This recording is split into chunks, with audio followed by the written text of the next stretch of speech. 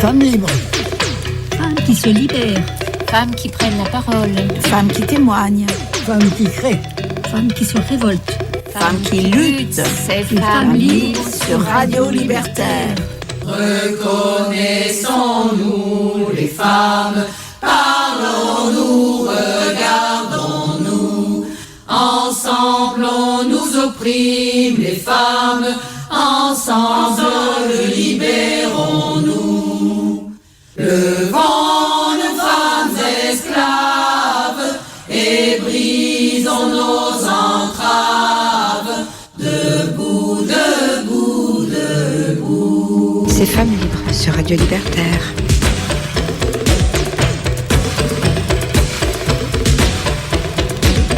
Terre de souffrance, terre du Liban,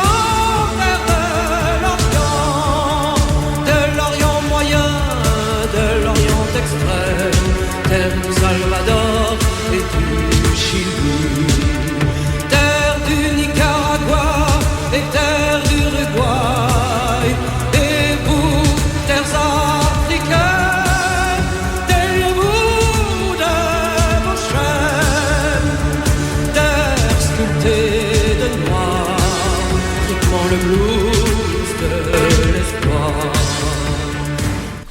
Bonsoir à toutes et tous. Eh bien, c'est la première émission de cette année 2025. Mais c'est la 39e année de l'émission Femmes libres. L'année prochaine, nous fêterons les 40 ans. Voilà, donc émission féministe et anarchiste pour combattre le patriarcat, le capitalisme, les religions, tous les pouvoirs qui nous oppriment. On n'a pas changé de slogan, qui nous oppriment, nous exploitent, nous discriminent. Nous sommes sur Radio Libertaire pour 2 heures d'antenne de l'émission Femmes libres. Radio Libertaire, la radio sans Dieu, sans maître, sans publicité, la radio de la Fédération anarchiste. Et avec Sylvie à la régie. Bonsoir Sylvie. Bonsoir Hélène qui est à l'animation ce soir. Voilà. Et on a déjà une invitée qui est dans le studio, c'est Marie-Claire. Bonsoir Marie-Claire. Bonsoir à tous. Voilà, l'émission c'est tous les mercredis entre 18h30 et 20h30. Et pour nous suivre sur le blog émission femmeslibres.blogspot.com. On peut réécouter les émissions, avoir le programme et on peut aussi nous suivre sur Facebook et Miss Cloud. Le programme de ce soir, féminicide par compagnon ou ex, malheureusement, on continue cette litanie de meurtres. D'Ève à Philomène, sans oublier les autres. Qui est Philomène, cette arrière-grand-mère?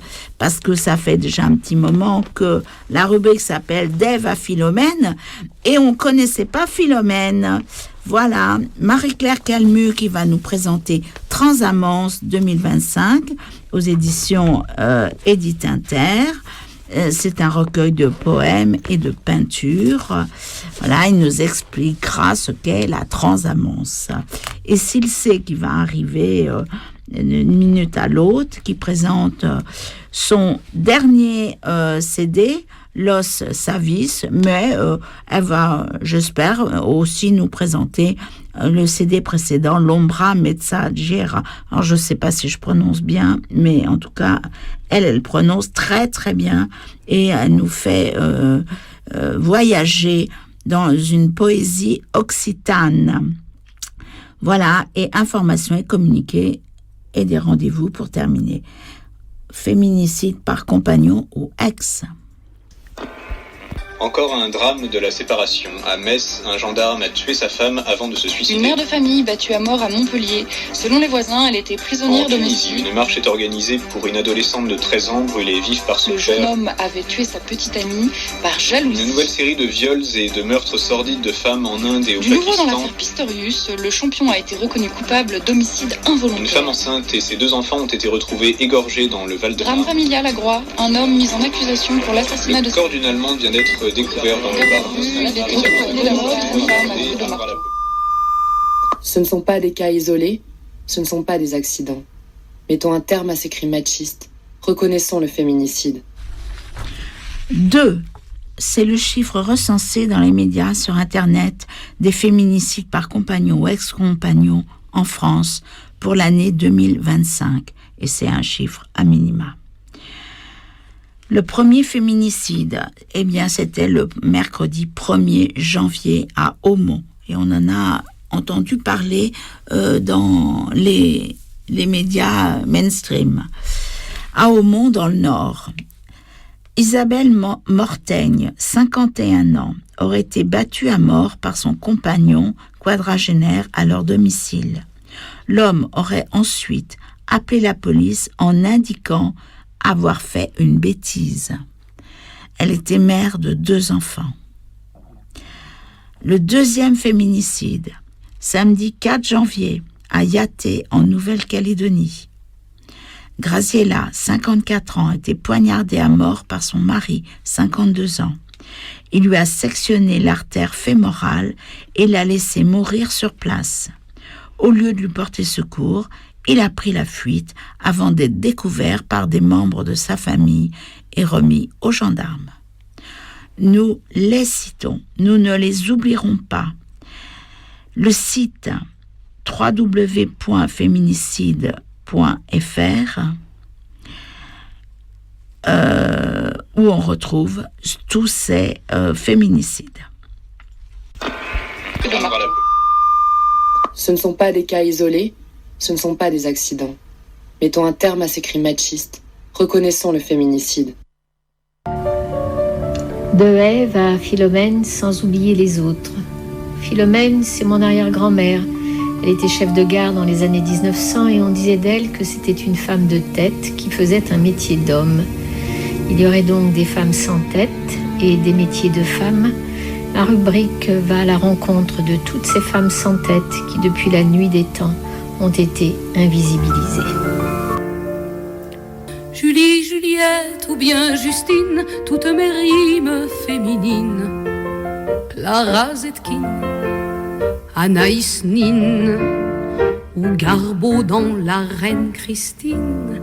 Sur le céleste carrousel, choisir entre ces demoiselles Camille Claudel, Mamselle Chanel ou l'enragée Louise Michel. Vivre encore Colombe ou Rapace, écrire, chanter ou faire des passes Margot Duras, Maria Callas ou bien Kiki de Montparnasse.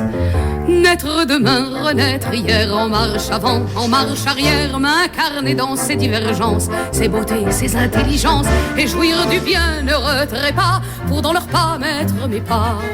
Musidora, la Pavlova ou mon aïeul, la grande gueule Teresa. Que j'en ai l'esprit ou l'aspect, ou bien même les deux, s'il vous plaît. Juliette Drouet, la Signorée, ou la grande Billie Holiday. Tout voile dehors et en chantant, avec l'une d'elles me révoltant. Flora Tristan, Yvonne Printemps, la farouche Isadora Duncan. Pour toute arme ayant leur fierté, pour amante la liberté, les sœurs Brontë, Loïs Labbé, ou Andrea Salomé. Même s'il faut en payer le prix, être la fleur, être le fruit, être Alice Guy, être Arletty, Marie Dumas, Marie Curie. Alors ce soir, je vais évoquer Françoise Philomène Vessière, née Saint-Sevin, qui a vécu de 1874 à 1943 en Gironde. D'abord domestique, puis femme au foyer, mère nourrice, elle devient garde-station, puis grand-mère. Philomène, c'est une de mes 4 arrière-grand-mères. Je ne l'ai pas connue, mais ce qu'on me disait d'elle enfant me fascinait. Elle était chef de gare, ce qui était rare pour l'époque, et son mari, mon arrière-grand-père, travaillait sous ses ordres et était plus petit qu'elle. Elle avait une forte personnalité, c'était une femme de tête et elle était très drôle. Et c'est en pensant à elle que j'ai appelé ma chronique d'Ève à Philomène sans oublier les autres. J'ai déjà, dans un de mes portraits, évoqué l'Ève mitochondriale, l'ancêtre commune à tous les hommes et toutes les femmes vivant sur Terre aujourd'hui. Et récemment, on m'a posé la question, mais qui est réellement Philomène ? Alors, la seule personne encore vivante qui l'ait connue, c'est ma mère, Monique. Et elle se rappelle de certains détails concernant Philomène quand elle passait ses vacances chez sa grand-mère. Mais elle n'avait que 9 ans quand Philomène est décédée. J'ai récolté auprès d'elle des souvenirs de cannes, de souillardes, de vipères, etc. Un autre monde, celui de la première moitié du XXe siècle. J'ai aussi fouillé dans les papiers familiaux qui sont arrivés jusqu'à moi et j'y ai trouvé quelques dates, des noms, des lieux. Et pour compléter ces éléments, j'ai consulté les archives départementales. Et ce que j'ai pu trouver au sujet de la vie de mon arrière-grand-mère, Philomène, je vais vous le raconter maintenant. Françoise Philomène Saint-Sevin, née le 15 février 1874 à 11h du matin au domicile de ses parents au hameau du Moulin, domaine de Sadirac, en Gironde. Son père, Jacques Saint-Sevin, est meunier et est âgé de 45 ans.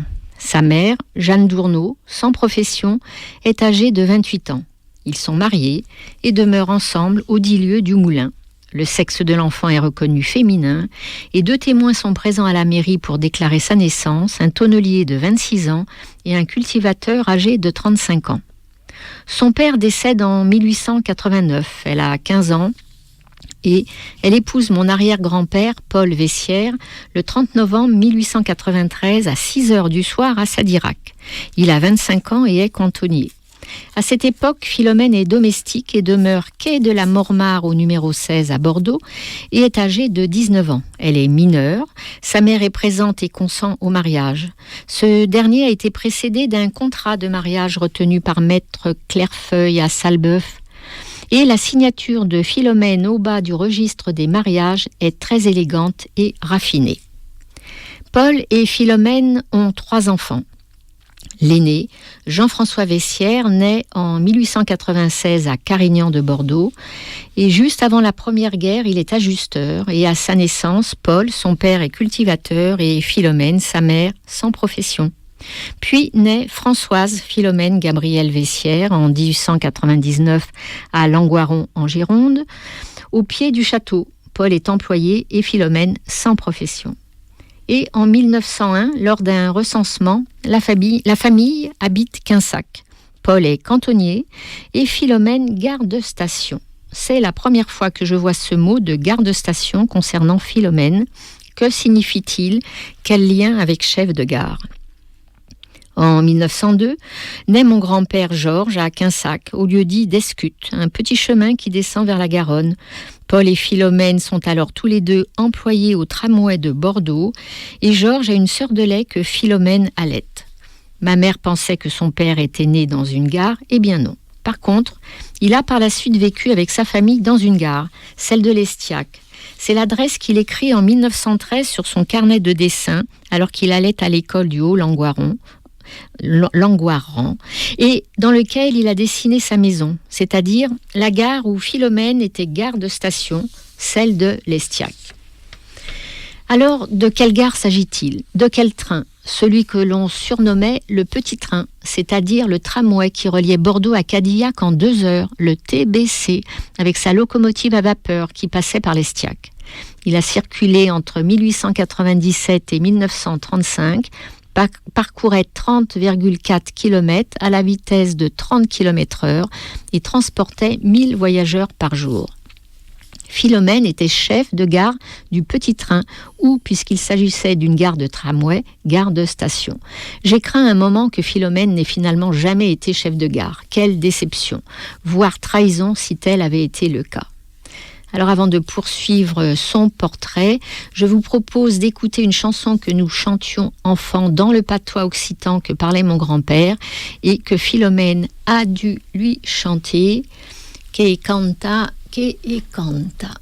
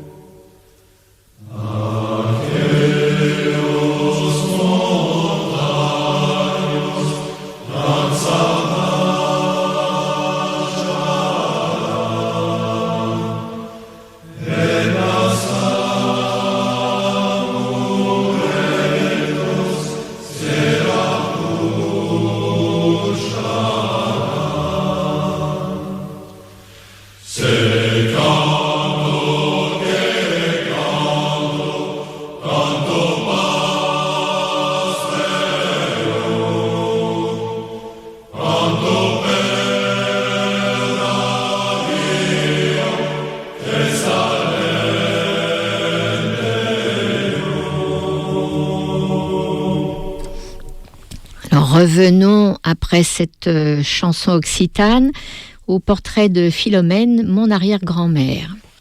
Un drame survient en 1916. Le fils aîné de Philomène décède pendant la guerre de 14-18 à Dieu-sur-Meuse. On peut lire sur son carnet militaire qu'il a 19 ans, 10 mois et 1 jour, le jour de sa mort. Son grade, soldat. Son unité est le 416e régiment d'infanterie. Et on lit aussi la mention « non mort pour la France », noyé en se baignant dans la Meuse alors qu'il était marqué sur son carnet militaire « ne sait pas nager ». Lors du mariage des 2 enfants survivants, en 1921 et 1922, Paul et Philomène habitent Paillet et sont toujours employés au tramway, ce qui est confirmé lors du recensement de 1921. Paul, le chef de famille, est cantonnier au tramway et sa femme, Philomène, est garde de station. Et son mari, le chef de famille, est sous ses ordres. Nous retrouvons ensuite Philomène à la retraite qu'elle prend avec son mari Paul à Sadirac. Comment vivait-elle à l'époque ? Ma mère Monique, née en 1934, se rappelle de ses vacances passées dans la maison de sa grand-mère qui s'appelait La Inestre. Écoutons-la. La maison était en bord de route, une grande route, entourée de fossés profonds pour éviter les inondations, que l'on foquait régulièrement pour qu'ils ne se comblent pas. Un petit pont, sans rambarde, les enjambait, et nous entendions les vipères siffler quand nous le traversions. Il y avait un jardin, un grand hangar à foin où l'on stockait la nourriture pour l'hiver, et un potager que mon grand-père arrosait. Nous trions, avec Philomène, les lentilles et écossions les haricots blancs. On allait aussi ramasser les œufs dans le poulailler. Il y avait un coq appelé Pilou Pilou que grand-mère a tué pendant la guerre pour que nous le mangions. En effet, la nourriture manquait, mais nous, les enfants, avons refusé de le manger. Et les adultes nous ont dit que nous avions eu raison, car il était très dur, notre Pilou Pilou. Dans la maison, il y avait à l'étage une immense pièce dortoir avec des clés. Au rez-de-chaussée, une grande pièce avec une grande table, une grande cheminée et un poêle à charbon sur lequel mijotait toute la journée un plat qui sentait bon et de l'eau chaude. Ma cousine, Sabine, arrière-petite-fille de Philomène, m'a rappelé une anecdote qu'on nous racontait enfant. Un jour d'orage et de foudre, une boule de feu est rentrée par la cheminée et est ressortie de la maison sans faire de dégâts. Revenons au récit de Monique, la petite-fille de Philomène. Il y avait aussi une souillarde, une petite pièce en terre battue avec un petit évier où l'on tirait l'eau et où l'on faisait la vaisselle et dans laquelle des garde-manger pendaient, accrochés au plafond.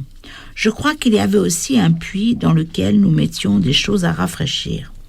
Comme il n'y avait pas de barbecue, Philomène cuisait souvent des morceaux de bœuf sur un feu, par terre, et un jour, le chat s'en est emparé. Je n'ai jamais vu mon père courir aussi vite pour le rattraper et récupérer le morceau de viande. Une camionnette tirée par des chevaux passait régulièrement et livrait de gros pains que l'on coupait en les coinçant sous le bras. Les WC étaient à l'extérieur et alimentaient le fumier. Il y avait 2 grands trous et le bois sur lequel on s'asseyait était toujours ciré de façon impeccable et propre. Nous faisions notre toilette dehors et nous nous lavions les dents avec du gypse qui était dans une petite boîte rose. Nous passions la brosse à dents dessus. Je n'ai jamais vu mes grands-parents faire leur toilette. Je ne me rappelle plus trop bien non plus comment Philomène lavait son linge. En tout cas, elle allait au lavoir des Salamandres, un bac carré avec des ustensiles pour laver les lourds draps en toile. Il y avait d'autres femmes au lavoir et mon frère s'amusait à plonger dedans et à éclabousser tout le monde. Pour essorer les draps, elles se mettaient à 2, l'une le tordait d'un côté et l'autre de l'autre. Quand on goudronnait les routes, on marchait dessus avec nos espadrilles pour se faire les semelles.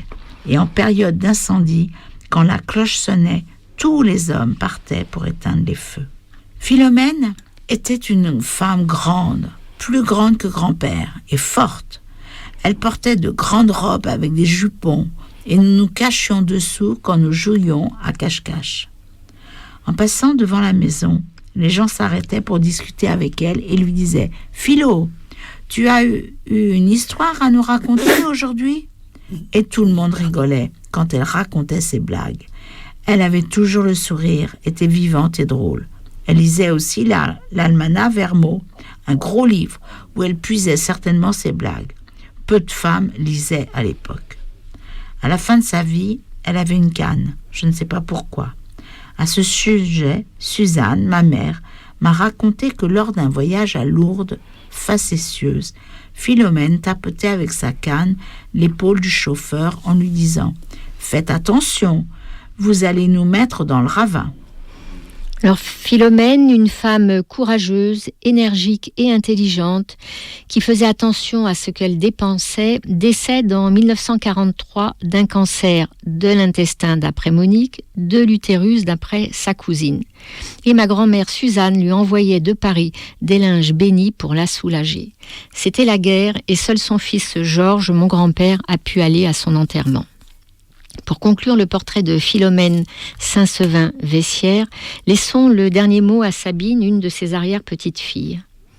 J'ai toujours été impressionnée par cette arrière-grand-mère chef de gare et de son mari qui, paraît-il, avait des yeux bleus pervenches et continuait de faire du vélo à un âge avancé, dixit Moon, ma mère. Alors nous arrivons à la fin de l'histoire de Philomène, l'intrépide chef de gare, qui a marqué l'imaginaire de ses descendantes du simple fait qu'elle était garde-station ou chef de gare du petit train qui reliait Bordeaux à Cadillac, un métier improbable pour une femme de son temps. Comme quoi les modèles féminins sont importants pour des jeunes filles. C'est le moment de vous dire en chanson Adi Schatz, c'est-à-dire au revoir. C'est avec ce mot que mon grand-père avait l'habitude de nous dire au revoir. Il nous racontait parfois des histoires en patois et j'en déduis que Philomène, sa mère, lui parlait en patois.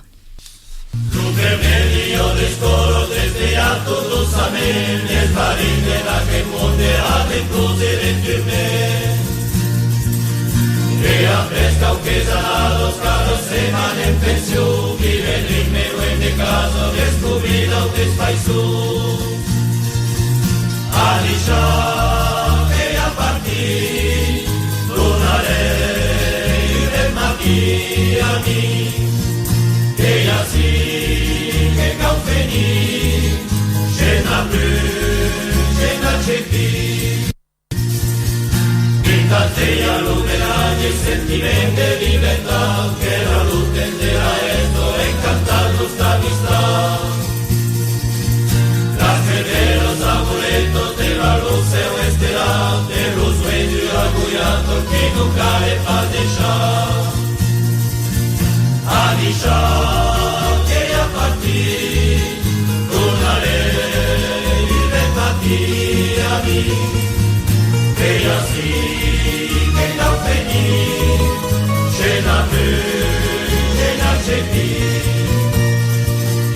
Va ganar a su amigo que su héroe en tu país, tu triba y tu suena, cosa de París.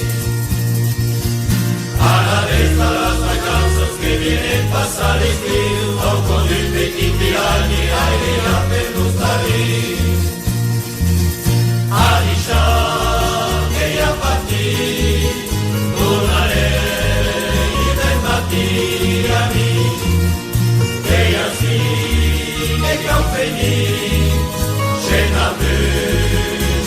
c'è chi. La la la la la la la la la la la la la la la la la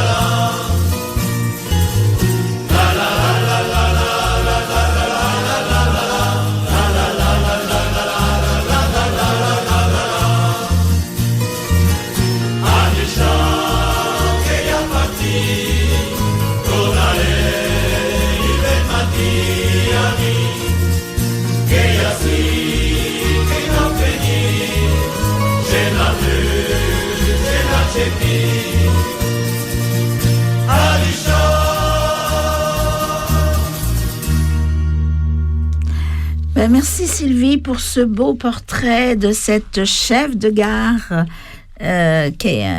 qui était chef de station en fait. Hein. Voilà, on découvre enfin Philomène. Alors, troisième partie de l'émission avec Marie-Claire Calmu et Silsé.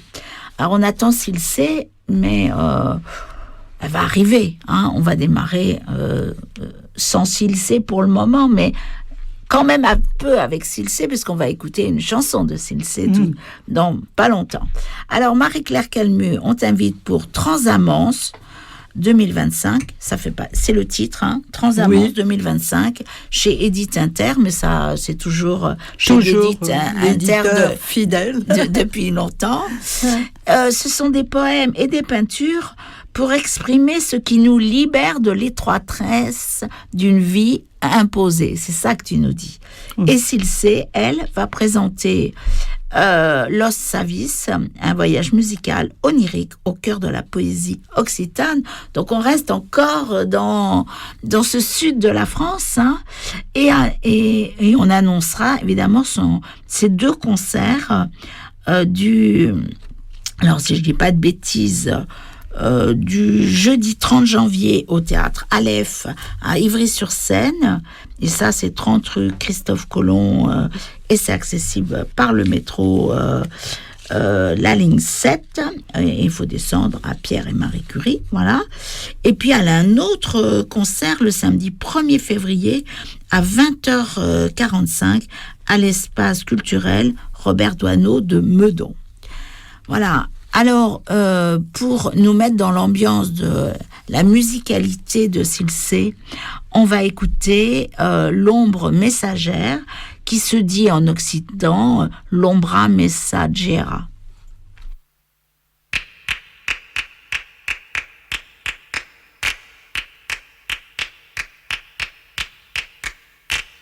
Sarà veni l'ombra messaggero, capao poscamino e cerca la luz.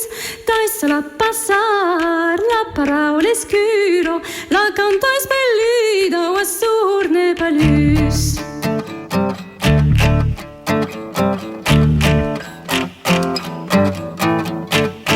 Daiselu flori l'eli de rubino, daiselu veni lu glauda o valat, daisela scrida las bucos dell'umbro, de gravo e de terra in cara mesclada.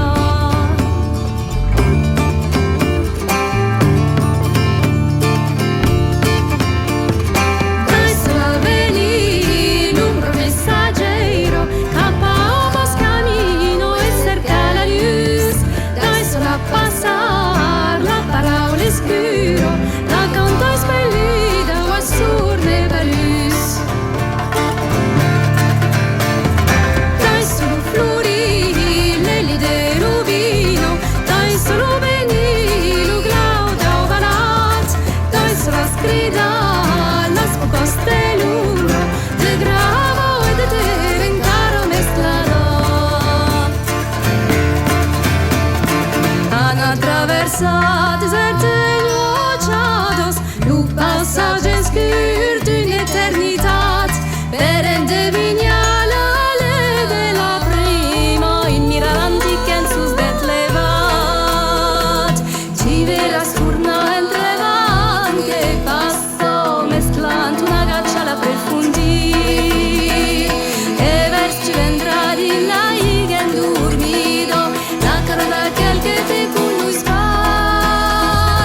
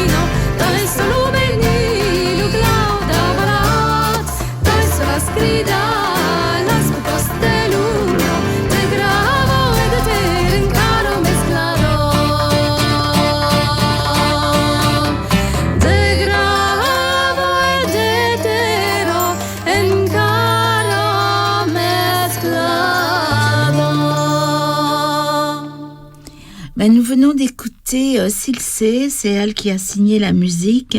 Le texte, c'est d'un poète qui s'appelle Max Rouquette et c'était L'ombre messagère. C'est le titre de son premier album. Alors, en l'attendant, eh bien, de toute façon, nous sommes avec Marie-Claire Calmu. Voilà, pour un recueil de poésie et de peinture, tu as largement agrémenté. Oui, là j'en ai mis davantage par rapport d'habitude, à certains. Oui. Ouais.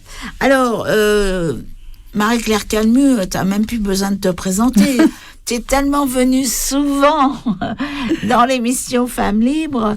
En tout cas, bon, on va rappeler pour les personnes qui t'auraient jamais entendu que tu as été enseignante et puis tu as toujours écrit. Oui, depuis longtemps, depuis 68, qui a été le démarrage. Vraiment. Voilà. Et tu produis régulièrement, allez, on dit 2 livres par an? Oui, c'est souvent en ce moment cette cadence et voilà. ça sera peut-être encore le cas parce qu'il y a un essai qui se prépare, mais pas tout de suite. Hein, ça sera dans plusieurs mois, mais ça sera peut-être encore dans l'année. Oui. Voilà. Donc tu écris des poèmes, oui. Et puis tu écris des essais. C'est voilà. ça. Et on t'a invité pour les 2 formes d'écriture d'ailleurs. Tout à fait. Oui. Hein? Voilà. Alors là, ça s'appelle Transamance 2025. Alors, le mot transamance. Ah oui, alors ça c'est la question rituelle. Bah oui, mais un titre veut dire quelque chose. Il a été inventé depuis le début parce que ce sont des poèmes relativement anciens pour la plupart, puisqu'ils ont été écrits au moment où je vivais à la campagne, puisque j'ai eu ma période écologique avant l'heure. Et j'ai passé quelques années en Normandie. Et c'est là que tout s'est déclenché, mais j'ai déjà longuement expliqué. C'était tout de suite après 68, donc il y a eu un déclenchement qui s'est fait au contact de la nature, des animaux, d'une vie complètement nouvelle pour moi. J'étais dans un village et du coup il fallait trouver d'autres sources peut-être que la vie un peu agitée de la capitale. Et la poésie est venue naturellement à ce moment-là. Et j'ai beaucoup écrit de poésie à ce moment-là, d'ailleurs. Et un premier essai et beaucoup de poésie. Alors, Transamance, parce que c'est une création qui veut dire qu'on dépasse par une espèce d'accès un sacré, quel sacré de la création tout à fait laïque, qui n'a rien à voir avec la religion, qui est le sacré de tous ceux qui créent, ou des militants politiques, parce que ça aussi, c'est une forme de sacré, l'engagement, où on va se mettre tout entière ou tout entier. Donc tout ça, pour moi, c'est une forme de sacré, entre guillemets. Et qu'à travers toutes ces actions ou ces pensées ou ces créations, on va dépasser peut-être le registre affectif simple, le registre affectif de la vie quotidienne. On va se mettre dans un autre état, c'est un peu l'autre état de Robert Musil dans ses écrits, et on va pas perdre du tout le réel de vue, mais en quelque sorte, on va le traverser, et peut-être essayer de le dépasser. Donc c'est dur à expliquer rationnellement, puisque ça tient d'une espèce de vision permanente du monde, c'est-à-dire on est à la fois dedans et au-delà. Et au-delà, oui. Ah oui, absolument, oui. Et puis je crois que j'ai été un peu comme ça dans tout ce que je faisais, et maintenant, en me retournant sur mon passé, peut-être dans mon enseignement aussi, et c'est ce qui fait que ça s'est souvent fort bien passé. C'est-à-dire que du coup, ça fait éclater toutes sortes de carcans. On attend un certain discours dans des formes prévues, et d'un seul coup, c'est autre chose qui se passe. Des inspirations qui vont déclencher, et là, c'est le public était les élèves, évidemment, chez les élèves, d'autres comportements, d'autres aspirations, d'autres envies, d'autres manières d'apprendre. Donc c'est un drôle d'état, oui, mais qui a aussi ses mauvais moments, hein, bien entendu, puisque comme on ne perd pas du tout le réel de vue, on est très affecté par tout ce qui nous menace, nous emprisonne, nous aliène, risque de nous détruire les uns les unes et les autres. Donc c'est un peu ça, transamance. Alors transamance, moi, comme ça, en y réfléchissant, sans avoir lu ton livre au départ, je pensais à transe, voilà, qu'on est en transe. Ah oui, voilà. Une transe, mais c'est la même chose. Ouais. En fait, la transe au sens sacré, hein, dans les danses sacrées de certaines tribus, c'est ça. Ils se mettent à travers le corps, hein, la manifestation du corps, ils se mettent dans un autre état. Alors eux, ils l'ont, le sens du sacré, complètement. Tout à fait, c'est ça, c'est la transe, exactement. Oui. Voilà, et puis comme il y avait transamance, et il y avait le mot amant aussi qui apparaissait. Donc amant, amour, voilà. Voilà, je pensais à ça au début. Et puis quand j'ai ouvert le livre, eh bien j'ai vu qu'il y avait, je sais pas si c'était des amants, mais en tout cas il y avait des amis au postier de mes amis, à grande hâte. Là, certainement des gens aimés. Voilà, des gens aimés que tu as envie de retrouver. Mais on a Pierre, on a Marc, on a Jean-Luc, on a René. Voilà. En fait, pour la plupart, ce sont des amis, mais avec qui il y avait une entente poétique ou intellectuelle et aussi des sentiments qui auraient pu devenir quelquefois des sentiments amoureux. Ouais. Voilà, donc voilà, la transe, on dépasse le réel, momentanément quand même. Oui, peut-être. Oui, bien sûr, bien sûr. Et puis les amis, les amants, voilà. Hein. Et après, je pensais à romance. Parce qu'il y avait le seul là qui traînait. Voilà, je pensais à bien, romance. Oui, romance. Voilà. Oui. Voilà comment et puis après évidemment j'ai lu la 4e de couverture. Alors je vais te lire. On me demande souvent le sens de ce néologisme. Me référant à la stricte étymologie, je réponds qu'il tente de désigner ce qui est au-delà, ce que tu nous as dit tout à l'heure, hein, au-delà de la faculté d'aimer.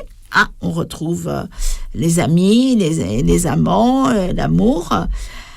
Voilà, au-delà de la faculté d'aimer, la métamorphosant en l'intégrant et en la traversant. Ce que tu as dit, l'histoire du trans en termes de traversée. Il veut exprimer ce qui nous libère de l'étroitesse d'une vie imposée. Rêve, amour, rapprochement jugé impossible, aspect singulier de la nature et de la chaleureuse vie animale, combat pour toute forme de liberté et de justice, rouvre à l'infini l'espace intérieur comme social qui nous est assigné. Et quand je lis ça, maintenant je comprends mieux ce que tu nous as dit tout à l'heure en disant tu découvrais la campagne, tu découvrais un autre monde et que donc tu avais un état d'esprit qui était différent de celui de la ville. Ah, je pense, oui, vraiment, il y a eu quelque chose là de tout à fait imprévu d'ailleurs, parce que je ne savais pas trop ce que j'allais trouver. Et je crois que le monde animal, oui, a joué. Il y a d'ailleurs toute une partie du recueil qui est dédiée aux animaux, a joué, y compris là, la campagne des animaux sauvages, hein, il y en avait encore beaucoup. et dans les forêts notamment, et donc a joué un rôle très important, oui, dans cette espèce de dépassement spirituel, encore une fois au sens non religieux du terme. Et voilà, et la peinture aussi est née à ce moment-là. Tous les dessins présentés ne sont pas de cette époque, hein. Mais l'envie de peindre, mais j'avais jamais peint en fait. Je n'avais jamais peint. Dessiné un petit peu au moment quand j'étais élève moi-même, mais c'est tout. Je ne pouvais pas imaginer que j'allais consacrer une part de ma vie au dessin, à la peinture. C'était Alors, comme tu parlais de la Normandie, j'ai choisi Chanson, page 21, si tu veux bien le lire. Voilà, page 21, parce que on est à Rouen. Ah oui, ça c'est une vraie chanson. En passant par Rouen, land et l'hilaire, en passant par Rouen, je me suis fait un amant. Dessus la corniche, land et l'hilaire, nous sommes fait des niches. Admirions la Seine, land et l'hilaire, et parlions de notre peine. Vu la cathédrale, land et l'hilaire, Saint-Maclou, la vieille halle, découvert en chambre land et l'hilaire, que nous ne pouvions nous entendre.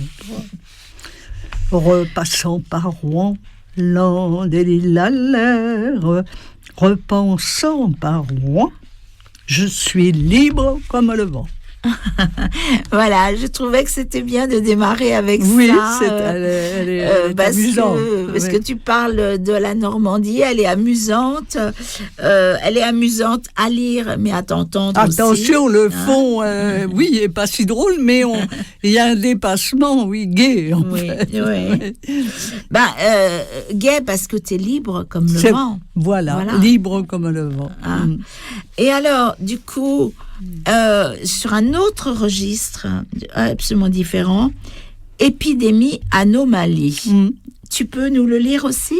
Oui, je dois le savoir par cœur, parce que j'en ai appris un certain nombre pour le 24 à Publico. Oui, donc, on indiquera effectivement que le vendredi 24 janvier à 19h, tu présenteras ton livre à la librairie Publico. Voilà. Il y a épidémie de fantômes, rien n'y échappe, hormis une rue, un quai, une gare, un trottoir qui luit au soleil, des mots qui sonnent un peu fort. Mais les verrières filtrent les suies qui terniront notre regard. Les trains font semblant de passer, lointain muré de wagons vides. Il y a épidémie de mensonges. Les carcasses vernies jouent à la mort, miment ta vie les trous de l'espace, comblés un à un. Il y a épidémie de morose. Mais dans ce pas, ce cri, l'éclair, ces nuages qui font des montagnes sur nos interminables plaines, dans ce chien, ce cheval, un entêtement à s'éjouir. Courez les mots à fendre vide, courez les mots à non mourir, et court l'eau à rejaillir, en vapeur bleutée et folâtre, la grande anomalie. Alors du coup, tu peux nous expliquer comment tu associes épidémie, anomalie, voilà. J'ai besoin, moi, de comprendre le titre après t'avoir écouté. Bien, je crois que l'épidémie, donc, c'est l'idée de maladie, c'est-à-dire que notre société, dans ses différents aspects, je crois que ça s'est aggravé tellement nettement qu'on comprend tout de suite. Donc, est malade, très malade, et il suffit quelquefois de petits signes dans le quotidien. Un pas, un rire, l'éclair, les nuages, le chien, le cheval, les animaux qui reviennent, une espérance à laquelle s'accrocher, qui n'est pas tout l'espoir, mais qui est le signe qu'il y a des choses heureuses encore. Dans les cas terribles que l'on connaît internationalement, je pense que tout ça, ça pèse pas lourd. Mais dans nos sociétés on peut encore vivre, quelquefois très mal pour certains, mais on arrive pour beaucoup encore à vivre. Il y a ces moments de désespérance où justement des petits signes comme ça, au hasard du quotidien, peuvent nous renflouer provisoirement. Ça dure pas forcément longtemps. Et les mots. Alors les mots, là, je crois que ça devient plus grave. C'est-à-dire que quand on écrit et que l'écriture devient vraiment majeure dans la vie, on s'accroche à ça. C'est-à-dire c'est une façon d'extérioriser. Et c'est une façon aussi peut-être de transmettre un peu d'espoir, en témoignant aussi pour ceux qui écrivent, comme toi par exemple, des articles ou des livres tout à fait importants sur la réalité du monde. C'est une façon de transmettre et une façon de redonner du courage et de l'espoir. Alors moi, quand j'écris, et tu penses au livre là, La guerre contre les femmes contre la guerre, c'est aussi un témoignage pour moi. C'est de me dire qu'à l'autre bout du monde, là où il y a la guerre, là où tout le monde est écrasé, les femmes le sont encore plus. Absolument. Parce que il y a une guerre, comme on dit, sexo-spécifique. On utilise leur corps. Et pour moi, c'est comme un témoignage. Pour leur dire à elles ou à celles qui survivent, on pense à vous. Voilà. Tout à fait. Donc c'est aussi une forme d'espoir. Oui, et comment ? C'est aussi une forme d'espoir. Mais ne pas... moi, je serais gênée, dans l'engagement que j'ai, je serais gênée de me taire face aux horreurs qui arrivent de par ce monde. Tout à fait. Voilà. C'est aussi pour ça qu'on fait l'émission Femmes Libres. Bien sûr, tout à fait. L'émission depuis si longtemps. Ouais. Oui. Alors, notre invité va arriver dans quelques minutes, mais on va écouter une autre chanson de Cilcé pour la faire venir. Alors, c'est une chanson que elle a écrite et qu'elle a mis en musique, et c'est Mathurin. Et je pensais que Mathurin, avec tous les amis dont on a évoqué les noms, il y aurait pu y avoir aussi un Mathurin.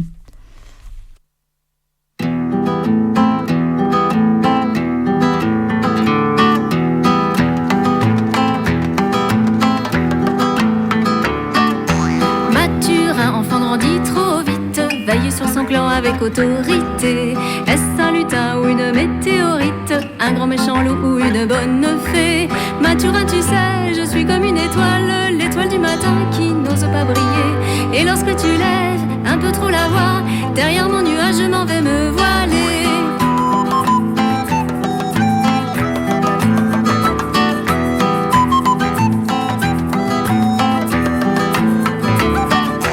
Mathurin, sur son visage s'agite l'ombre, la lumière, la nuit et la clarté. L'envie de ceux qui veulent consommer de suite leur passion dévorante et leur vitalité. Mathurin, tu sais, je suis une chandelle qui pour lui a besoin d'un peu d'obscurité. Si tu me retiens dans ta citadelle, alors peu à peu moi je pars en fumée.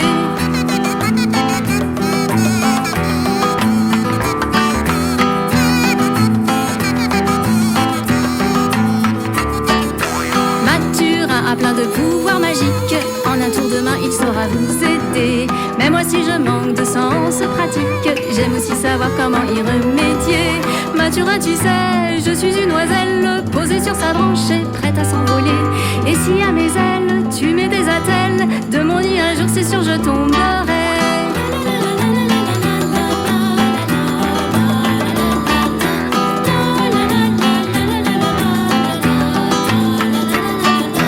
Mathurin a des projets fantastiques, transcender le monde et aux gens tout donner. Même moi je rêve d'une aventure tellurique, de petits riens d'espace et de liberté.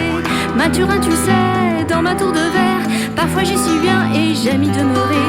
Si tu m'en descends en hélicoptère, je ne trouverai jamais les escaliers. Mathurin est aussi mon acolyte, un frère, un ami, un amour dégénéré. Mais pour qu'avec moi un jour tu habites, il te manque peut-être un peu d'humilité. Mathurin est aussi mon acolyte, un frère, un ami, un amour dégénéré. Mais pour qu'avec moi un jour tu habites, il te manque peut-être un peu d'humilité.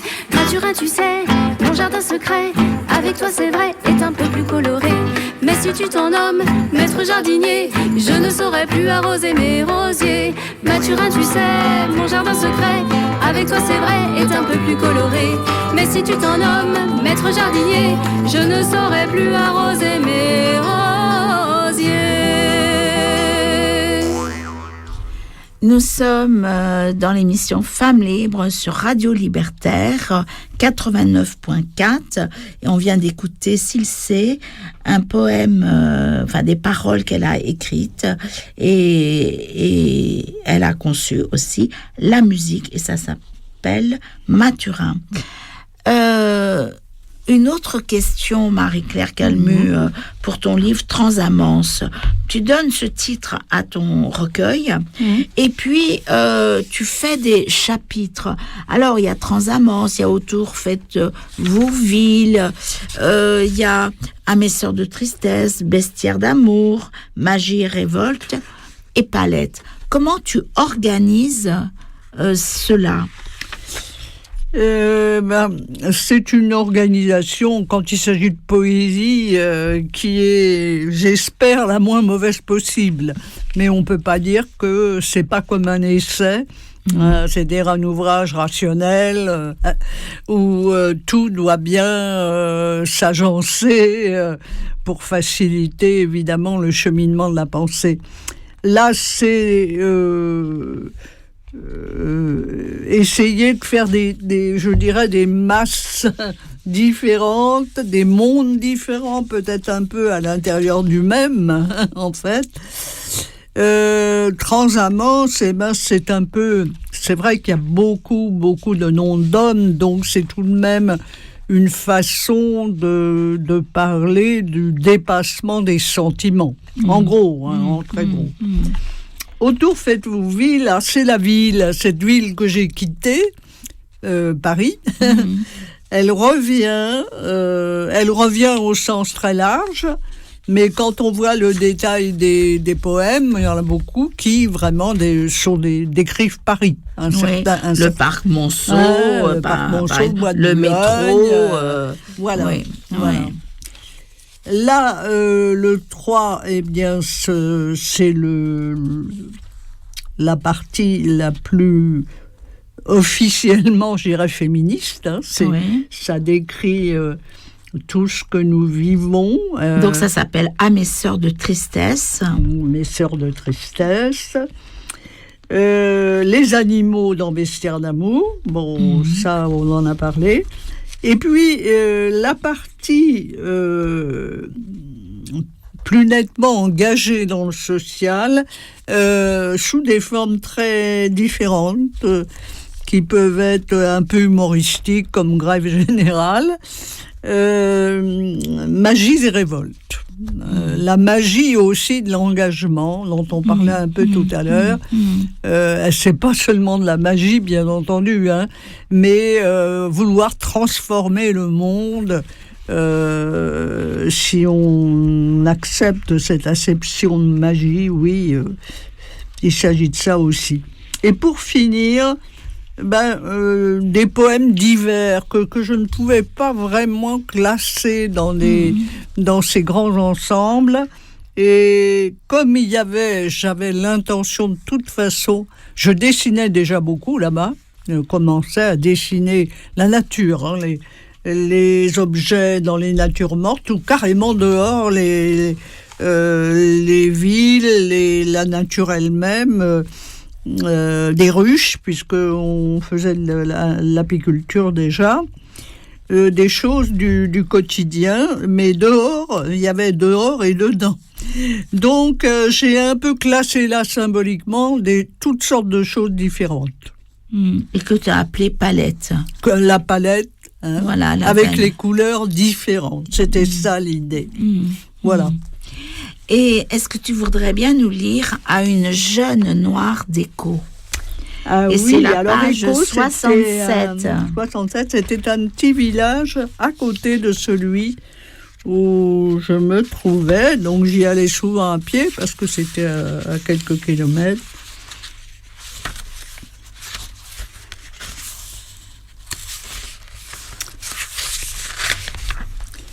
À une jeune noire d'Écho, ventre au grand soleil, telle la mémoire du mien, corps admirable, qui déambule dans le désert des regards, la roue de l'univers sous la fleur de ses seins. Corps café au lait, fleur de la canicule, tout au bord du trottoir, où seule l'ombre recule. D'admiration, d'insolation. Une autre peut-être sur la provocatrice, parce qu'elle est drôle aussi, par rapport à d'autres que tu as lues tout à l'heure. Oui. Provocatrice, c'est la page 69. Alors, c'est dans Sœurs de tristesse, je suppose. C'est dans les Sœurs, oui. 69. 69. Oui. La page d'après, quoi. Là où comme peinture, comme dessin, on a une maison avec... oui. Alors ça, c'était mon petit car, voilà. Mon petit car, voilà. Renault, dans lequel je faisais des tournées de théâtre. M'était acheté ça. Ouais. Je m'habille chez Prénatal, mais j'ai le ventre plat, mesdames. J'aime les robes sacs. Je traverse les villes, vides de préférence, mettant les boutiques à sac. Quelque homme qui dut être beau en sa lointaine Japonie a fui de ma joie le ressac. Je m'habille chez Prénatal et porte des talons aiguilles pour percer les cœurs des impies. Et j'ai plus d'un tour dans mon sac. Voilà, je trouvais que c'était pas mal ça aussi. Un petit clin d'œil. Un petit clin d'œil. Oui. Voilà.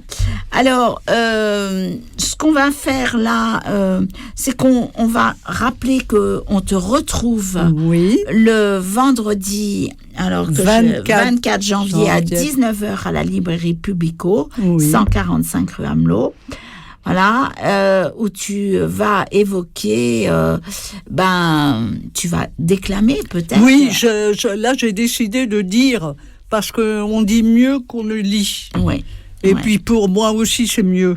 C'est mieux. Et puis t'auras... Et j'aurai un ami musicien qui, sur quelques textes, pas beaucoup, mettra un petit peu de notes. Avec la guitare, un peu de notes. Voilà. Eh ben, très bien. Très bien. Ben, on le redira d'ici le 24 janvier. Merci beaucoup. On te retrouve à 19h à la librairie Publico. Et là, nous allons accueillir Silse en écoutant sa chanson Le Boire.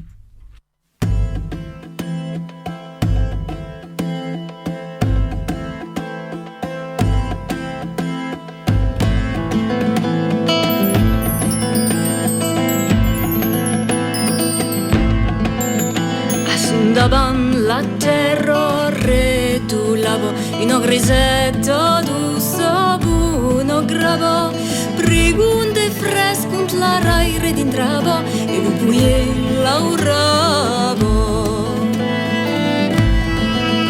Abbia laurat tot l'umane del jour, abbia pulsat just lo temps de mie jour. La nuit tombait que lauraba toujours et la luna montava.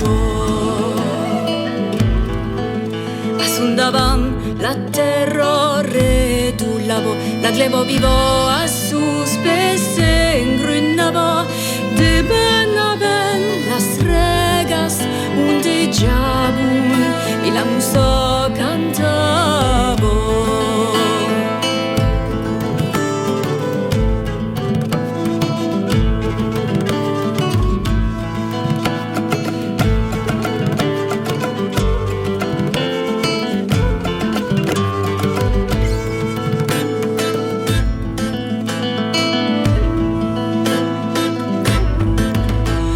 La nuit s'effaguette d'ors roussels, au clar de luna encantet luz mures. Mancava pas une estela de sel et lo buie lauravo. Au clar de luna a suspes redulavo, hors de la nuit barrejata la grabo. Lo clar de luna suspes s'enterravo e lo buie viravo.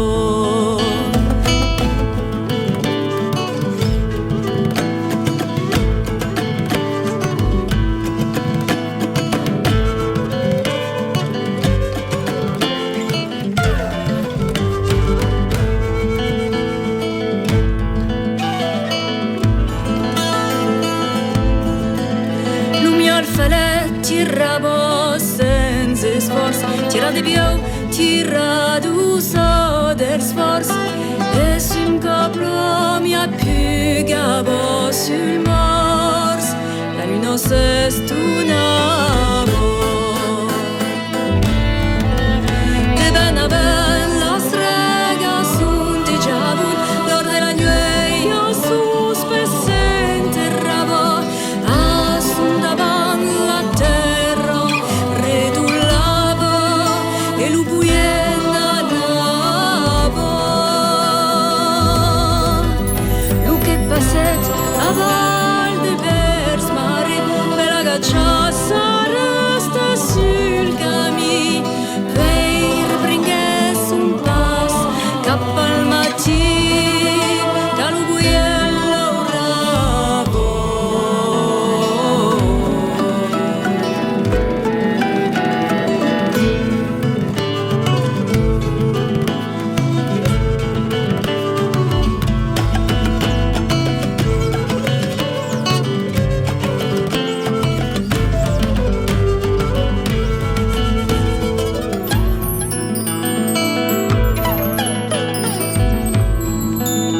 Assundavam la terra redulavo, l'or de la nuit a suspese enterravo. De ben a ben las regas ondeggiavam e la musa cantavo e la luna montavo e lo buie lauravo.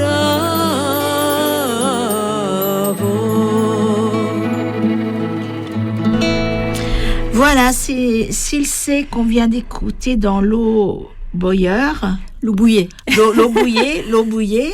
Ouais. Voilà. Bon, c'est de l'occitan. Du coup, je prononce très mal, bien sûr. Et Silsé, les auditrices et auditeurs de Radio Libertaire te connaissent par l'émission Folk Allié, hein, puisque c'est Serge Tanguy qui m'a permis de faire ta connaissance. Au cours de l'émission, sur les 40 ans de l'émission Folk Allié. Ouais. Et ça a été pour moi une belle découverte. Je te connaissais pas du tout parce que j'écoute pas toutes les émissions qu'il y a sur Radio Libertaire. Et je dois dire que ça a été vraiment une belle découverte. Et donc c'est pour ça que j'ai eu envie de te présenter ici dans l'émission. Et d'autant que, on l'a dit déjà tout à l'heure, tu as 2 concerts bientôt, un le jeudi 30 à Ivry. 30 janvier à Ivry, ouais. Voilà. Ivry-sur-Seine. Ivry-sur-Seine, oui. Et puis le 1er février à Meudon. À Meudon. Voilà. Ouais, Donc on redonnera ces renseignements-là tout à l'heure. Mais en tout cas, il y a 2 concerts à venir et c'était aussi l'occasion pour toi d'en parler et qu'on fasse l'annonce. Merci beaucoup. Voilà. Ça fait plaisir. Alors, je voudrais que tu te présentes parce que je te connais pas du tout. J'ai écouté donc tes 2 albums, L'Ombra Messaggere, et puis L'Ombra Messaggero, voilà, qui veut dire l'ombre messagère, voilà, comme on peut s'en douter. Et puis les sages, Louis Sabis, ouais. Voilà, je les ai écoutés les 2. Et mais hormis ça, qui es-tu? Alors, moi, je suis une musicienne qui a un parcours assez un peu éclectique. J'ai commencé avec le violon alto, avec un petit cursus de conservatoire, et puis j'ai assez vite dévié vers le folk. Alors, quand je dis folk, j'ai fait beaucoup de bal folk. J'ai fait tout un tas de musique. Depuis très jeune, je chante des tas de musiques du monde. Me suis beaucoup intéressée à la musique de tradition orale kabyle, séfarade, italienne de plusieurs régions, aussi scandinave parce que j'ai vécu en Suède étant enfant, japonaise parce que j'ai vécu au Japon. J'ai passé mes 4 premières années de vie professionnelle au Japon et je parle japonais, donc je suis très très habituée comme ça à chanter dans plusieurs langues depuis très jeune et je chante aussi depuis une quinzaine d'années avec plusieurs ensembles, dont un qui m'a énormément apporté, c'est l'ensemble Organum. Donc c'est un ensemble de musique ancienne, essentiellement de chant grégorien et qui balaye du 6e, 8e siècle au 15e siècle, avec une approche de la voix assez particulière par rapport à ce dont on a l'habitude d'entendre du chant médiéval, c'est-à-dire beaucoup plus proche de certains chants de tradition orale, tradition très ancienne, comme le chant corse, le chant géorgien, le chant byzantin, pour donner quelques exemples. Voilà. Et donc je suis musicienne instrumentiste et chanteuse, et j'ai chanté avec plusieurs groupes, et en fait j'ai monté la vie a fait que j'ai monté mon propre projet sur la base de compositions que j'avais écrites sur des poèmes occitans, parce que je me suis intéressée à l'occitan. C'est un peu aussi un parcours de vie. Je suis pas spécialement d'origine occitane, où ma grand-mère ne m'a pas parlé occitan, mais je me suis sentie des affinités avec cette poésie. Je sais pas, j'ai trouvé des racines, quelque chose. Et puis. Quand tu dis ça, c'est la sonorité, c'est la musicalité de. Oui, alors c'est une langue qui n'était pas forcément facile à aborder pour moi au début, parce que je parle espagnol assez bien, et aussi italien, mais c'est quand même assez différent. La prononciation est quand même assez complexe, et je dirais que dans ce sens-là, ça se rapproche du français. Le français est quand même très complexe, la graphique du français est très complexe, n'est-ce pas ? Mais ceci dit, par rapport au français, l'occitan est beaucoup plus fluide au niveau musical. C'est pas très facile de faire swinger du français. Après... j'ai aussi écrit des chansons en français. D'ailleurs, je pense que tu en as passé une tout à l'heure. Mathurin, oui. Voilà. Et j'en écris de plus en plus, mais avec le projet que j'ai monté, qui s'appelle Silsé, c'est mon nom d'artiste. C'est YLSE, je le dis parce que c'est pas évident. Mais Mathurin, ça danse aussi. Oui. Et c'est du français, mais tu le fais danser, le français, là. Oui, j'arrive à le faire danser. Ouais. Heureusement qu'on arrive à le faire danser quand même de temps en temps. Mais mais je dirais la syntaxe du français fait que on n'est pas toujours, c'est pas toujours très facile de faire quelque chose de très musical en fait. Et moi, pour moi, c'est très important la mélodie. Voilà, donc c'est vrai que je suis partie comme ça sur l'occitan. J'ai mis pas mal de poèmes occitans en musique, mais après j'ai aussi fait du français. J'ai aussi écrit en espagnol, en italien. Enfin, voilà. Il y a plusieurs langues qui sont sorties comme ça. Et là, par exemple, l'album Los Savis, c'est aussi avec un poète occitan qui s'appelle Max. Oui, c'est vrai. Alors, et tu pourrais nous expliquer pourquoi tu l'as choisi, lui? Alors, en fait, je l'ai découvert, c'était avec mon ancien groupe qui s'appelait Gaia Voci. Je voulais un peu explorer plus l'occitan. Bon, c'était un répertoire de langue méditerranéenne, on va dire.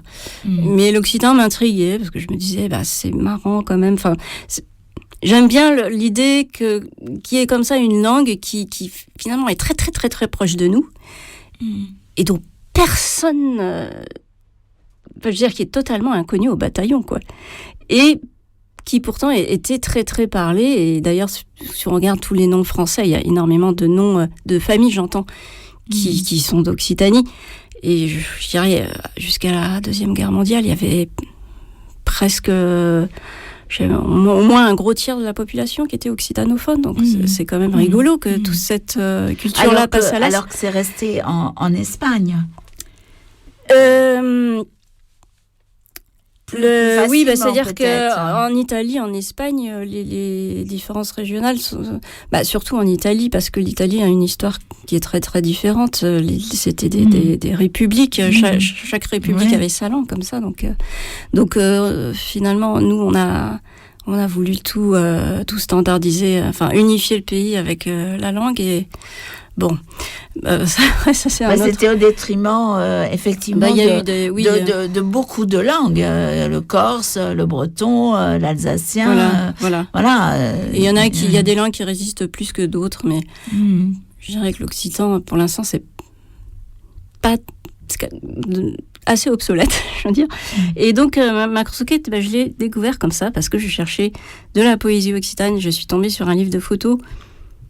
Et j'ai flashé. Je me suis dit waouh. Et en fait, c'est une poésie qui moi me parle beaucoup parce que j'aime énormément la nature. J'aime énormément et il y a quelque chose d'assez mystique aussi dans sa poésie et une façon aussi de se projeter, projeter ses sentiments, soit dans les éléments de la nature, qui moi me convient. Donc je me suis reconnue là-dedans. Voilà,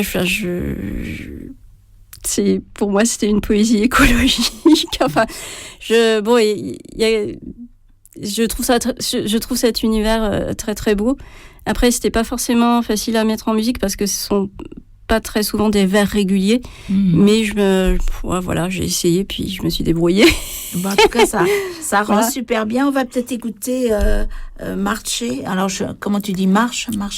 Marche. Alors, c'est marche dans le verbe marcher, avec un point d'exclamation. Oui. Et alors, ça, c'est une chanson que j'ai écrite moi, paroles et musique. On va écouter.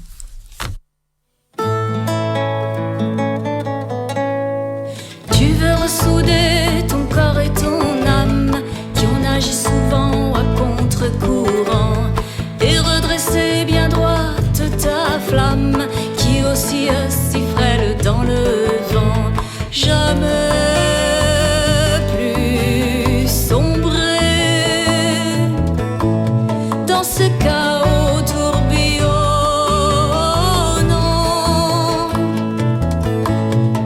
Tu veux sentir les forces du sol peser, te soutenir, te traverser, comme si enfin tu prenais ton envol, sentant les racines pousser sous tes pieds. Jamais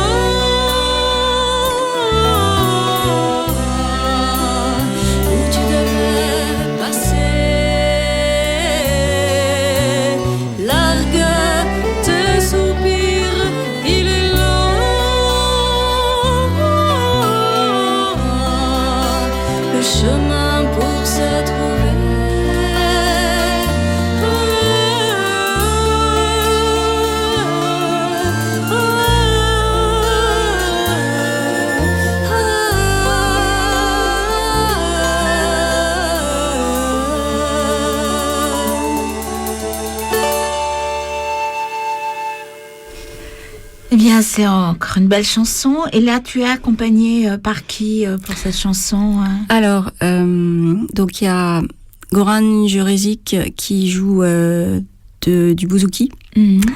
Et là, sur ce morceau, il joue aussi de la basse, enfin sur l'enregistrement. Sur scène, il fait pas les deux. Hein, mais il y a Mickey Montanaro que vous connaissez bien sur Radio Libertaire, qui est un flûtiste qui joue toutes sortes de flûtes. Il y a Rachid Belgassem qui est percussionniste, qui a été longtemps le percussionniste de Rachid Taha. Feu Rachid Taha. Et il y a moi qui joue à la guitare et à l'alto sur voilà. Mais ça donne une très belle sonorité, enfin l'ensemble, et comment c'est joué, comment des fois c'est la voix, des fois c'est la musique qui prend et on est dans un autre univers, je trouve. Tant mieux, merci. Ouais. Bon, alors du coup, la question c'est comment on conçoit un album avec des poésies de Max Rouquette, oui, c'est ça, et puis des écritures qui te sont plus personnelles. Comment on allie les deux?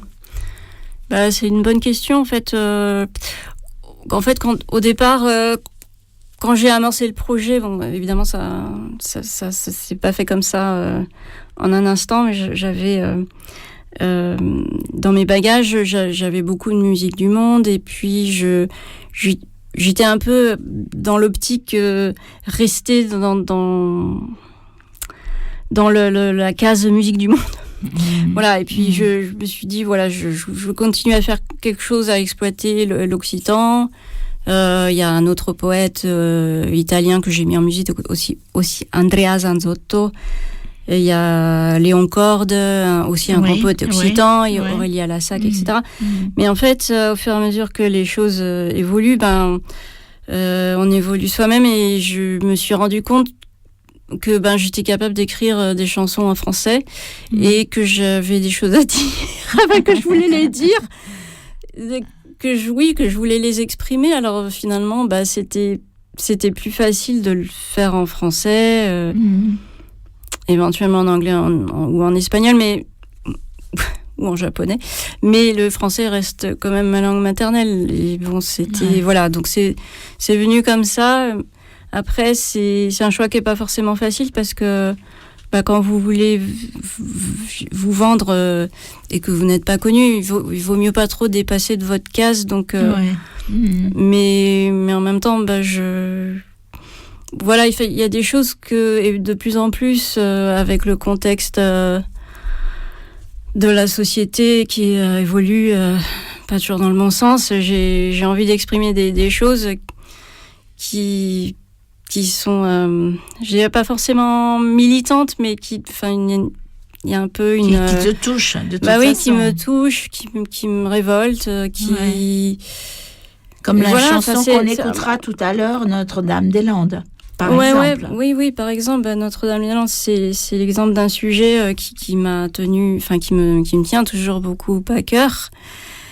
Et en fait, finalement, quand on peut pas dire les choses parce que vous êtes Madame Tout le Monde, et qu'il y a des sujets qui vous brûlent, finalement, le fait de faire une chanson, je dirais pas que c'est thérapeutique, mais au moins vous l'avez dit dans une forme qui va peut-être être diffusée, qui va peut-être rester, voilà.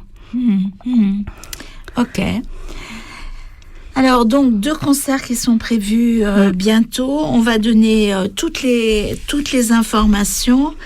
Le jeudi 30 janvier à 20h, c'est au théâtre Aleph à Ivry-sur-Seine, 30 rue Christophe Colomb. Oui.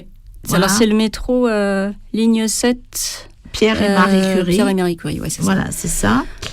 Et puis, le samedi 1er février, alors là, je vais te laisser nous expliquer comment y aller. C'est à 20h45 à l'espace culturel Robert Doisneau de Meudon. Voilà. C'est 16 avenue du Maréchal Delattre de Tassigny. donc à Meudon. Et là, c'est accessible par un bus. Alors c'est-à-dire que vous pouvez y aller. D'abord un métro, j'imagine, quand même. Voilà. Alors, tout dépend de où vous vivez, évidemment. On peut y aller en T6, très facile. Oui, à Rennes, Meudon-la-Forêt. Ouais. Meudon-la-Forêt, hein, je dis. Oui. Pas Meudon. Et c'est le plus simple. C'est le plus simple, mais bon, tout dépend d'où vous venez.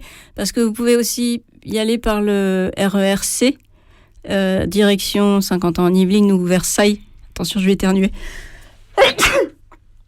Et à Meudon-Val-Fleury, gare du RERC Meudon-Val-Fleury, on prend un bus 289 qui vous emmène directement devant le centre culturel Robert Doisneau. Voilà. Je sais pas, j'y ai 10 minutes, un quart d'heure, un truc comme ça. Ouais, bon, c'est pas infaisable, mais c'est sûr que je pense que le théâtre Aleph est un petit peu plus accessible par rapport aux Parisiens. Parce qu'il y a le RERC Ivry-sur-Seine ou la ligne 7. Bon, voilà. Ouais. Bon, en tout cas, c'est 2 rendez-vous. Si on rate le premier rendez-vous à Ivry, on peut aller à Meudon. Tout à fait. Donc, vous serez tout à fait les bienvenus. Et tu as d'autres projets oui.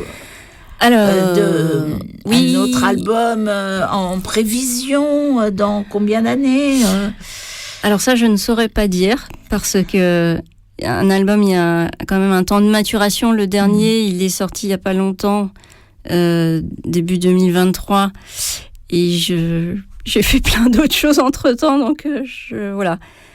J'espère qu'il y en aura un, mais pour l'instant, je ne peux pas dire exactement quand ça va éclore.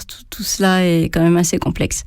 Mais je continue à écrire mes chansons et puis à les interpréter, que ce soit en solo ou en duo avec mon camarade Goran. Ouais. Et d'ailleurs sur scène, je précise, nous serons, pour les prochaines dates que tu as énoncées, nous serons 5.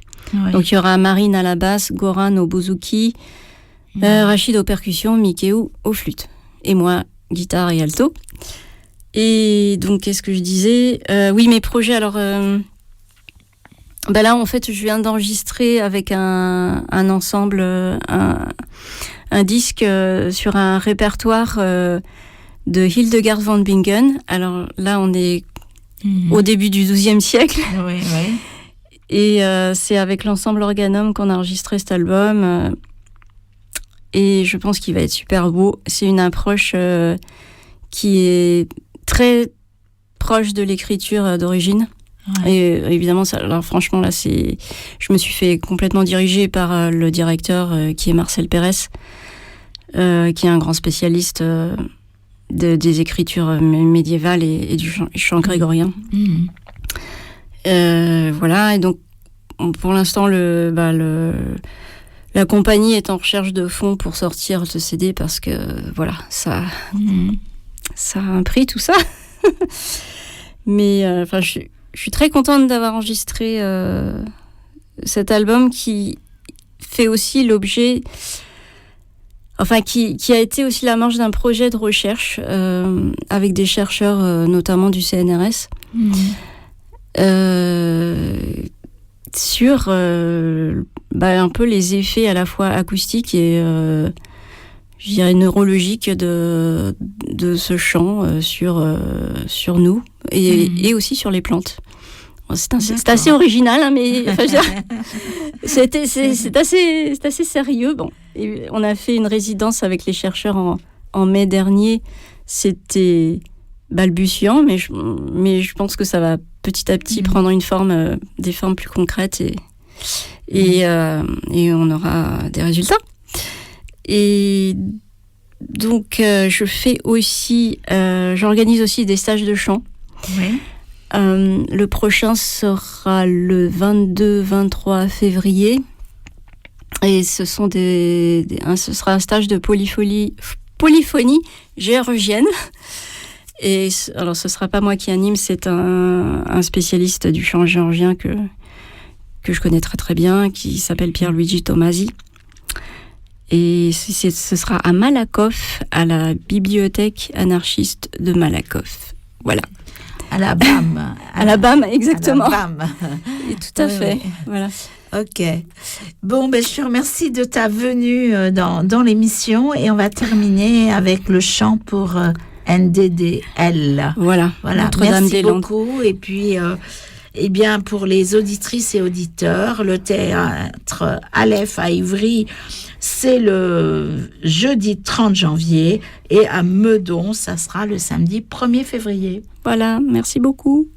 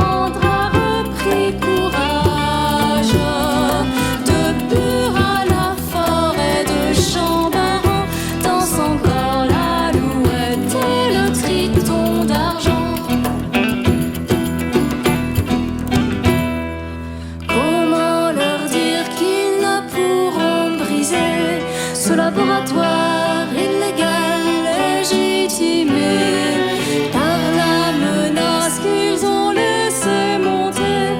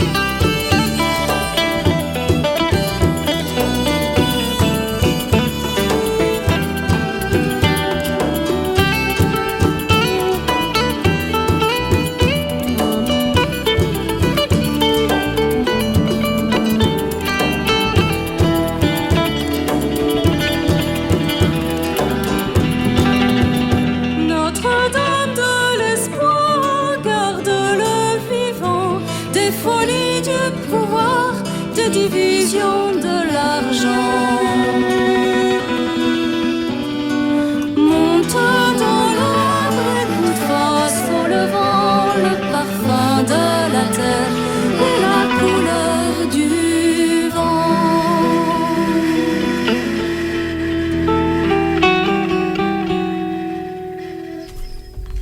Voilà, on vient d'écouter Silsé dans Chant pour NDDL, Notre-Dame-des-Landes. Et on va passer à la dernière partie de l'émission. Alors, de notre compagnon Floréal Melgar, qui m'envoie tous les jours des informations sur les prisonniers et prisonnières à Cuba. Il nous rappelle que le 18 et 19 août 2022 eurent lieu à Nuevitas des manifestations de protestation de la part de la population locale, excédée par les incessantes et interminables coupures de courant. Comme lors des manifestations qui avaient eu lieu dans tout le pays le 11 juillet 2021, le cri de liberté fut également largement repris par les participants. La réponse du gouvernement castriste, hostile à cette liberté, fut une fois de plus la seule répression musclée. 42 personnes furent arrêtées, parmi lesquelles une trentaine demeurent aujourd'hui encore détenues. L'une de ces personnes est une jeune femme, aujourd'hui âgée de 24 ans, Mayelin Rodriguez Prado, connue localement sous le nom de la Chamaca. Elle fut arrêtée à son domicile et emmenée au siège de la sécurité d'État pour avoir diffusé sur les réseaux sociaux les images filmées de 2 petites filles de 11 et 12 ans violemment agressées par des policiers alors qu'elles tentaient d'éviter l'arrestation de leur père. En avril dernier, Mayelin est passée devant un tribunal en même temps que 13 autres manifestants et s'est vue condamnée à la peine la plus lourde. Ayant fait appel, elle vient de voir confirmer la sentence, 15 ans de prison. Voilà, pour un petit tweet sur ces 2 gamines qui voulaient empêcher l'arrestation de leur père. À l'Institut Émilie du Châtelet, Arlette Gauthier, professeure émérite de sociologie et qui était avant à l'Université de Bretagne occidentale, va nous présenter le vendredi 31 janvier à 14h Torture procréative et résistance des Antilles esclavagistes aux années 2020. Michel Foucault expose dans Surveiller et punir comment la discipline remplace la torture comme instrument de pouvoir au XVIIIe siècle. Pourtant, la torture reste utilisée sur toutes les plantations esclavagistes et l'introduction d'un intérêt démographique se traduit par son développement qui vise exclusivement les femmes pour leur faire produire des enfants considérés comme du capital vivant. Au XXe siècle, les politiques de planification familiale promeuvent ensuite des stérilisations et posent de stérilets forcés que le mouvement transnational des femmes a fait reconnaître comme des tortures. Donc à la fois des procréations forcées et à la fois une stérilisation forcée. Voilà, donc c'est Arlette Gauthier, le vendredi 31 janvier 2025, donc prochainement, à 14h. Et ça se passera, eh bien j'ai oublié, donc on donnera le lieu la semaine prochaine. Mais sinon, le lundi 13 janvier 2025 aussi, le Conseil d'orientation de l'Institut Émilie du Châtelet et les amis de l'Institut Émilie du Châtelet invite à écouter et à débattre avec Delphine Jarreau sur le thème « Mineurs en situation de prostitution, une extrême violence sexiste et sexuelle ». Et là, ça se passera à la Cité Audacieuse de 18 à 20h, 9 rue de Vaugirard dans le 6e arrondissement. C'est tout près du métro Luxembourg. Et pour l'Institut Émilie du Châtelet, c'est au Conservatoire national des Arts et Métiers. C'est au CNAM. Au CNAM, oui. Voilà, c'est au CNAM pour le 31 janvier sur les tortures procréatives et résistance des Antilles esclavagistes aux années 2020. Vérité et justice pour les militantes kurdes assassinées en France. Il y a 2 rassemblements, il y en a un à Paris, l'autre à Toulouse, et c'est samedi 11 janvier à 10h, gare du Nord, donc samedi prochain, puisque le 9 janvier 2013, un premier attentat terroriste a frappé en plein cœur de Paris, coûtant la vie à 3 militantes kurdes. Sakin Kansis, une figure historique du mouvement kurde, Fidan Dogan, responsable du centre d'information du Kurdistan, où a eu lieu l'attentat, donc c'était à Paris, et Leila Selemez, une militante du mouvement de jeunesse kurde en Europe. Presque 10 ans après, le 23 décembre 2022, 3 autres militants kurdes ont perdu la vie dans un deuxième attentat terroriste, toujours à Paris. Parmi les victimes figure encore une femme, et pas n'importe laquelle, Evin Goyi, responsable du mouvement des femmes kurdes en France, qui avait auparavant combattu Daesh au Rojava. Les 2 autres victimes de cet attentat, qui a visé le siège du centre, je ne sais plus ce que veut dire, centre d'information du Kurdistan, au 16 rue d'Anguin, sont Mir Perwer, un jeune chanteur kurde réfugié depuis peu en France, et Abdurraham Kizil, un sexagénaire qui fréquentait régulièrement l'association. Comme tous les ans, la Marche mondiale des femmes France manifestera aux côtés des femmes kurdes pour réclamer vérité et justice, puisque depuis le 9 janvier 2013, on sait qui a organisé cet attentat, mais personne n'a été entendu jusqu'à présent. Ensemble contre le sexisme, il y a une journée nationale à Paris le 23 janvier et à Lyon le 6 février. À Paris, ça se passera à la MPAA Saint-Germain, salle Jacques Higelin, 4 rue Félibien, dans le 6e arrondissement. Une enquête confiée à une journaliste d'investigation inattendue, accompagnée de 3 acolytes mystérieuses et des invités exceptionnels pour faire vivre 3 séquences. La première, la jeunesse et le sexisme, où en sommes-nous vraiment? La deuxième, violence du procès d'Aix au procès de Mazan, de Gisèle Halimi à Gisèle Palicot. Et la troisième, le numérique, une arme à double tranchant face au sexisme. Le 1er février, mobilisons-nous contre les mutilations sexuelles féminines en Asie. C'est aussi un aspect qui est peu évoqué dans les mutilations sexuelles féminines. Et ça sera de 14h à 19h à l'AGK, 177 rue de Charonne, dans le 11e. L'intitulé nous dit « L'information éclaire, l'action transforme ». Et puis, du 15 au 28 janvier 2025, à l'espace Saint-Michel, 7 place Saint-Michel dans le 5e arrondissement à Paris, métro Saint-Michel, il y aura la projection de Deux vies pour l'Algérie et tous les damnés de la terre. C'est un film de Jean Hasselmeyer et Sandrine Malika Charlemagne.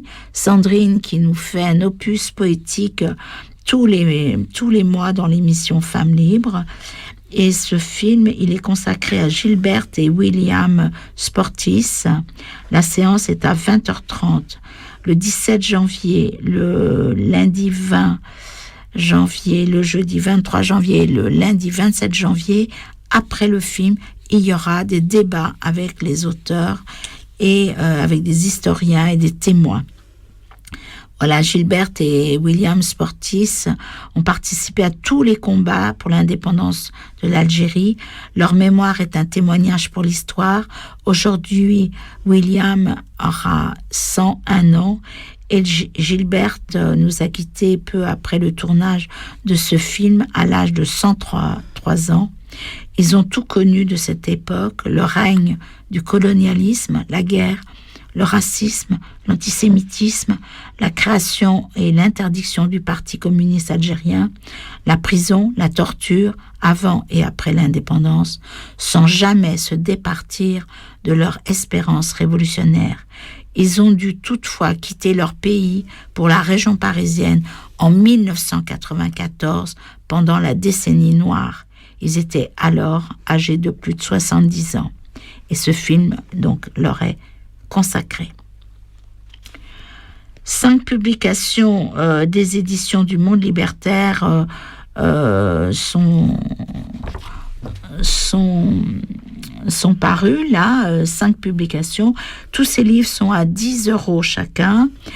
Guerre à la guerre de Pierre Sommer-Meyer, Émilie Lamotte, Vivre en anarchiste de Marie-Pierre Tardif et Sylvain Wagnon, La guerre contre les femmes contre la guerre de moi-même, Hélène Hernandez, L'éducation intégrale de Paul Robin, texte sélectionné, expliqué et commenté par Hugues Lenoir, et Terre Sainte, guerre sans fin, la création de l'État d'Israël en Palestine, sionisme et utopie du réseau Macno. Le temps des cerises, on peut le passer ?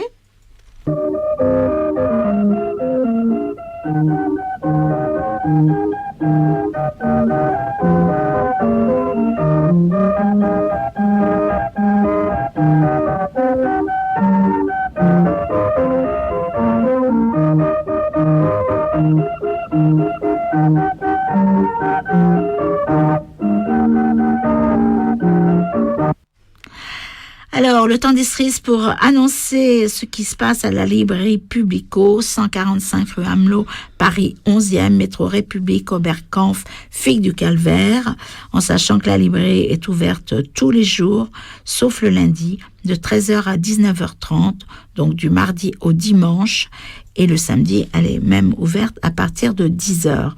Donc dimanche prochain, le 12 janvier, discussion, agression sexuelle en milieu libertaire, à l'invitation du groupe libertaire d'Ivry. Le mercredi 15 janvier à 14h, accueil de la balade-conférence « La grande histoire de la commune » dans le quartier de Popincourt, animé par le guide Thomas Stella. Le mercredi 15 janvier, et cette fois-ci à 20h, c'est le Ciné Commune avec un film, je vais avoir du mal à le prononcer, Özgür Lesen Sevirsi, Emek Sinemasi Mukadelesi, je le prononce en phonétique, le spectateur émancipé, le combat pour la salle de cinéma Emek, c'est ça que ça veut dire, présenté par Sibylle Sekmen. Et le vendredi 17 janvier, à 19h, Socorristas de Caroline Kim Morange, projection débat. Et c'est un film que j'avais vu en mai 2023 et nous l'avions d'ailleurs présenté puisque nous avions fait une émission de Femmes Libres le 31 mai 2023. C'est un film extraordinaire sur comment les femmes se sont mobilisées pour le droit à l'avortement en Argentine. Voilà, la semaine prochaine, Accord et Akri Naïsam Jalal, flûtiste engagé et au lendemain de la chute de la dictature syrienne, rencontre avec cette flûtiste et c'est Agnès qui nous la présentera.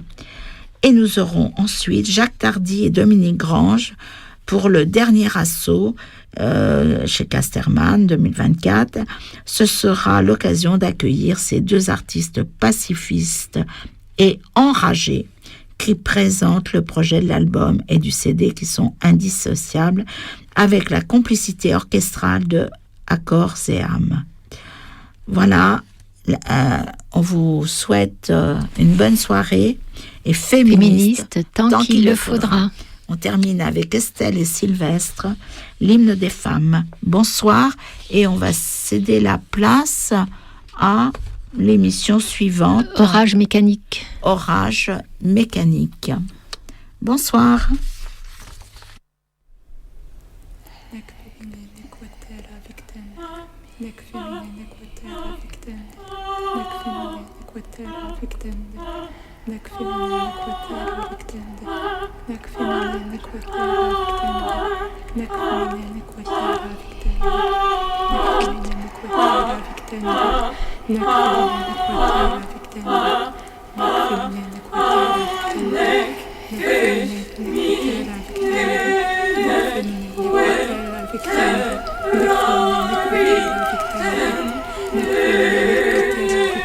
Nous qui sommes sans passé, nous qui n'avons pas d'histoire, depuis la nuit des temps, nous sommes privés de mémoire. Debout, femmes en rage, et détruisons nos cages. Debout, debout, debout.